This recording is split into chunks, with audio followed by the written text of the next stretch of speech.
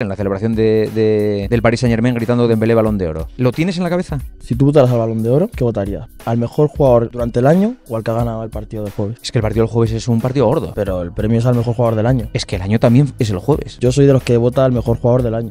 Pero si la gente quiere jugarse al jueves, pues jugamos al jueves.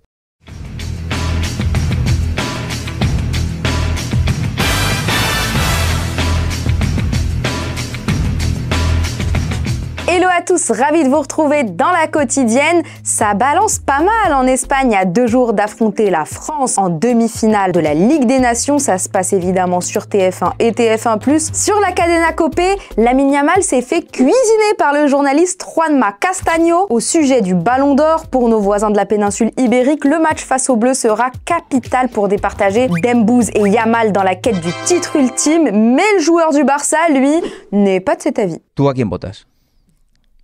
Al mejor jugador del año. ¿Y quién es? Pero me guardo para mí. ¿Te da vergüenza decir que para ti, a lo mejor tú eres el mejor jugador del año? No, pero es que al final no pienso en el trofeo, no pienso en si voy a ganar, porque yo creo que te irá mal si piensas en necesito el Balón de Oro, tengo que ganar el Balón de Oro, no, piensas en jugar, en ganar y llegará. Al final, si yo el año que viene gano la Champions y el Mundial, pues llegará. Si este año pasa el día pasa, pues llegará. Entonces yo creo que es disfrutar y que llegue cuando tenga que llegar. Ça prend les matchs les uns après les autres et ça tombe bien parce qu'en France aussi, on est un poil plus réservé sur la question, mais on aime nos joueurs.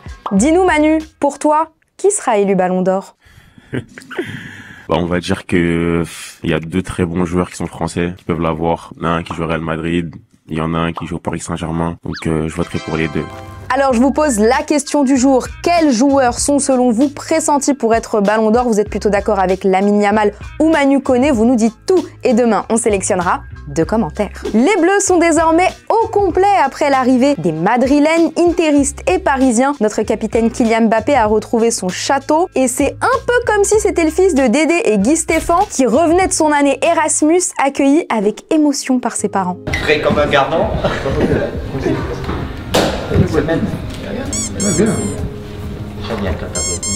On a vu de belles images aussi des gagnants de la LDC qui se sont retrouvés à coups de gros câlinous aux grandes dames du perdant Benjamin Pavard. Moment de solitude. Il a pas voulu, c'est comment? Nous, on pense fort à toi, Benji, parce qu'une fois à table, tous ont applaudi les champions d'Europe. J'ai bien dit tous, même le malheureux finaliste Marcus Thuram, ravi et chambré par les copains.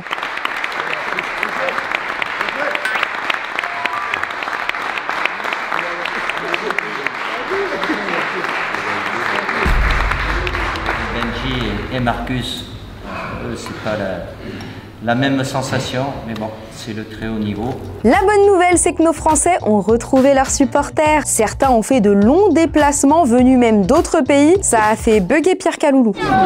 Thank you so much.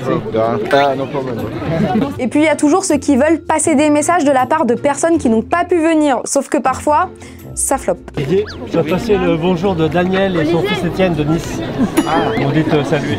Pas sûr qu'il se rappelle d'eux, en revanche il connaît tellement bien ses joueurs qu'il a composé 2 équipes pour une opposition orange vs bleu et on a eu l'action du jour offerte par Manu Koné, tu connais.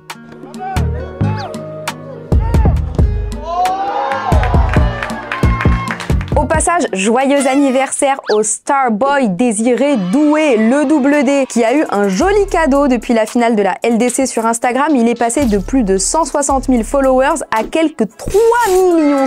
C'est complètement crazy. Et hier, on vous demandait ce que vous pensiez de la saison Désiré Doué. La mano, pour toi, il est monté crescendo. Période d'adaptation, prise de confiance, puis bonne performance jusqu'à devenir un pilier du PSG, favori pour le Golden Boy. Sa saison est exceptionnelle.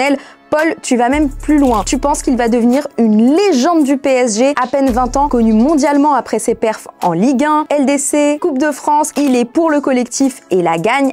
Allez Désiré!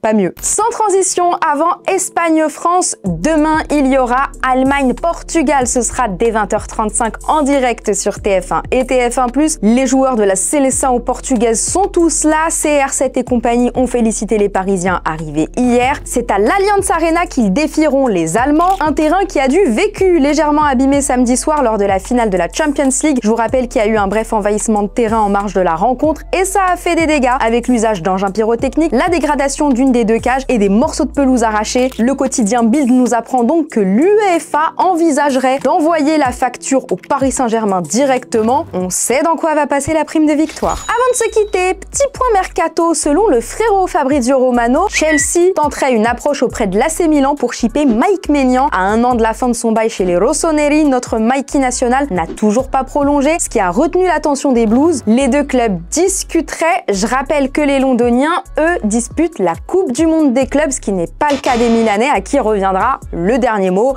Affaire à suivre. Et voilà, c'est déjà la fin de la quotidienne. On va se retrouver demain avant Allemagne-Portugal. Ce sera sur TF1 et TF1+, dès 20h35. D'ici là, on se quitte avec un bonbon. À demain, ciao.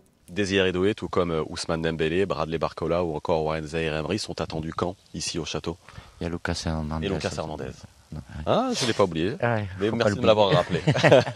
Plus, les deux qui étaient en face, Marcus et Benjamin, malheureusement, qui eux n'ont pas le même sentiment aujourd'hui. Ils arriveront lundi soir. C'est normal qu'après un pic émotionnel comme celui qu'ils ont connu, qui est très fort, très haut, il y aura besoin de redescendre, mais il n'y aura pas beaucoup de temps pour remonter, malheureusement, puisqu'on a ce match qui nous attend jeudi. C'est tout de même une préparation particulière pour vous, sélectionneur de l'équipe de France, Didier Deschamps. Est-ce que ça vous a irrité d'ailleurs que le Real Madrid bloque Kylian Mbappé et Aurélien Tchouaméni?